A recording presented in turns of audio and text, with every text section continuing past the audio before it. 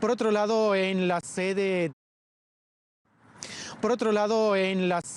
de Pravый Sector, es una organización ultraderechista prohibida en Rusia, encontraron documentos con inteligencia sobre Donbass y sobre Crimea, marcados con el nombre de la OTAN. Así, desde Donetsk aseguran que asimismo se prueba la directa influencia de la OTAN en toda esta situación.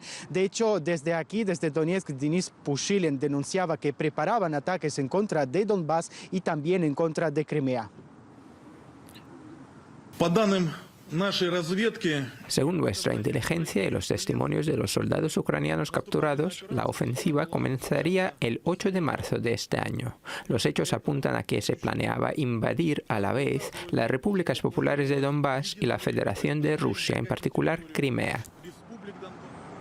Mientras tanto, la situación preocupante sigue aquí también en Donetsk. Durante toda la mañana hemos escuchado múltiples disparos en contra de los barrios residenciales. Recordemos que llevamos aquí más de 2 semanas y de hecho les queríamos mostrar un poco de cómo es el día a día de los ciudadanos comunes y corrientes aquí. Les ofrecemos el siguiente reportaje.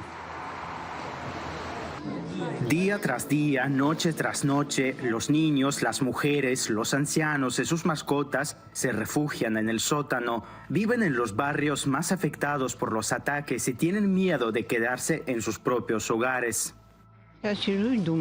Ahora me siento y pienso, si salgo de aquí, ¿a dónde iré? ¿En dónde viviré? No hay ventanas, no hay puertas, las paredes están rotas, todo está destrozado. ¿A dónde iré? ¿A dónde? Estoy sola, no tengo a dónde ir. Pobre mi madrina. Fue a buscar sus documentos, en el camino cayó un proyectil sobre una casa y ella murió. Esto ya es demasiado y ni siquiera permiten enterrar a una persona en un cementerio, la entierran cerca de la puerta, como si fuera un animal. Cuando suenan los estruendos, empiezan a sonar también los avisos de Telegram. Momentos después de un nuevo ataque, aparece una lista de direcciones, describen los daños y avisan si hay víctimas. Viendo el mapa, uno se da cuenta de que en Donetsk no hay ni un solo lugar seguro. Están bombardeando, pero pudimos meternos al sótano a tiempo. En la habitación donde estábamos se derrumbó el techo antes, las ventanas volaron, se derrumbó la valla.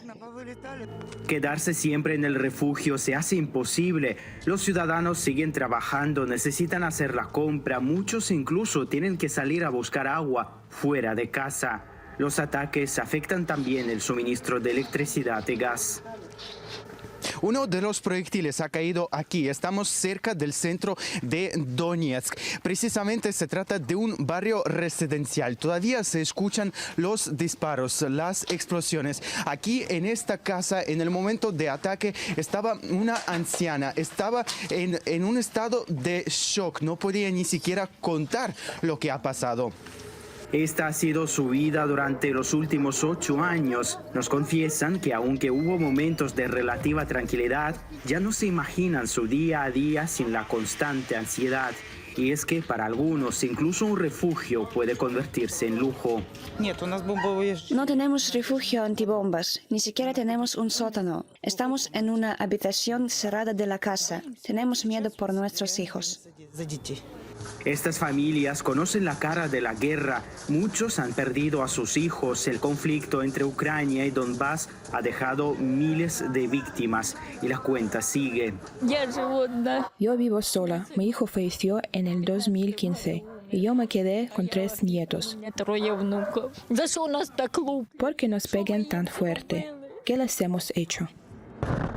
¿Qué les han hecho? Una pregunta tan sencilla, pero que, sin embargo, ahora ha hundido a millones de personas en discusiones infinitas. Semyon Sendrov, RT, Donetsk. Para analizar este tema tenemos en directo al experto internacional José Luis González Pérez.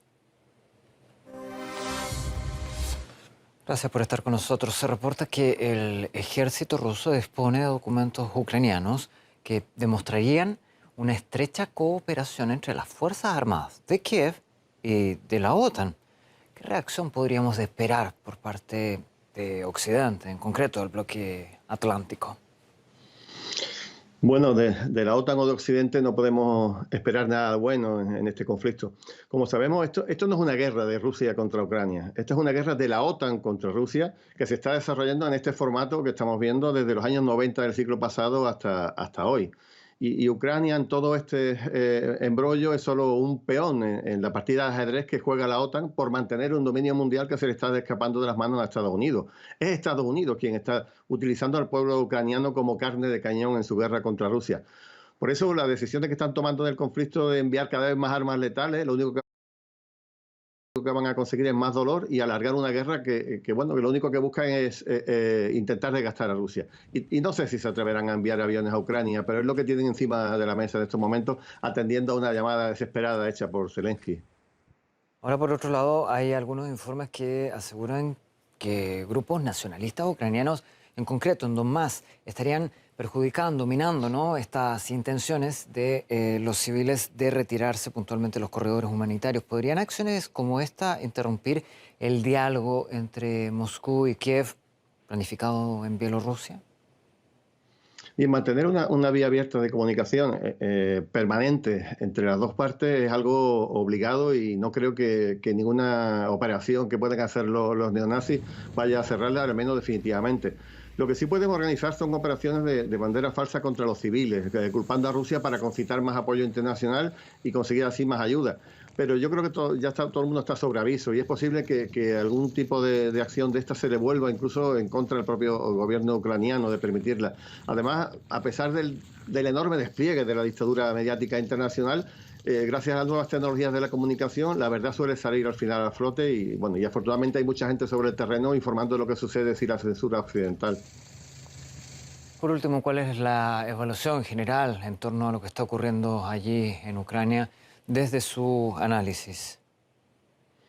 Bien, nos encontramos, yo creo, en unos momentos cruciales de la operación contra el ejército ucraniano, ¿no? A medida que los corredores humanitarios se vayan abriendo, las principales ciudades del sur y del este van a caer en manos rusas y de las tropas del Donbass que están ayudando. Por cierto, un Donbass que desde luego va a ser liberado en su totalidad en breve, ya han llegado a muchos puntos de la frontera de su región. Y bueno, la supuesta lentitud que algunos aducen de los avances rusos, yo creo que tiene que ver más con la complicación de atacar a ese ejército neonazi sin implicar a la población civil y no por la propia resistencia del ejército ucraniano. Yo creo que con la infraestructura militar muy deteriorada, con las capacidades de comunicación absolutamente mermadas, pienso que en una semana o dos a lo sumo el ejército ucraniano se habrá derrumbado del todo y sobre todo en la parte oriental, ¿no? Le agradecemos por su análisis.